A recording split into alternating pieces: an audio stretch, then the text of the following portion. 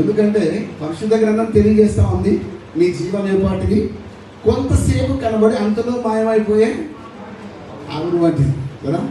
కొంతసేపు కనబడి అంతలో మాయమయ్యే ఆవిరి వంటిది నీ జీవితం. లోకాన కాదేది శాశ్వతం.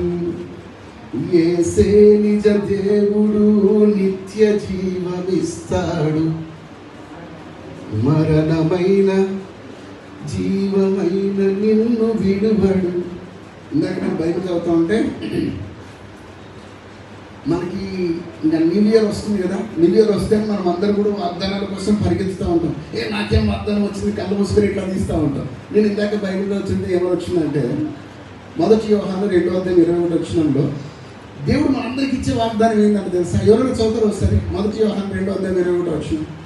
దయచేసి వచ్చేస్తూ ఉన్నారు. వచ్చేటప్పుడు అదొక్క వచ్చిన చదువుకొని మనం ముందుకు వెళ్ళిపోదాం. దేవుడు మనకి ఇచ్చే వాగ్దానం ఏం తెలుసా? ఒకసారి చూస్తారా?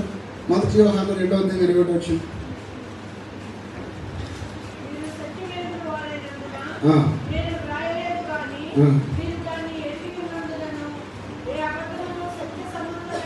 దయచేసి పాస్టర్ గారు వస్తూ ఉన్నారు. మనం ఈ సమయాన్ని పాస్టర్ గారికి థ్యాంక్ యూ పాస్టర్ గారు, థ్యాంక్ యూ సో మచ్.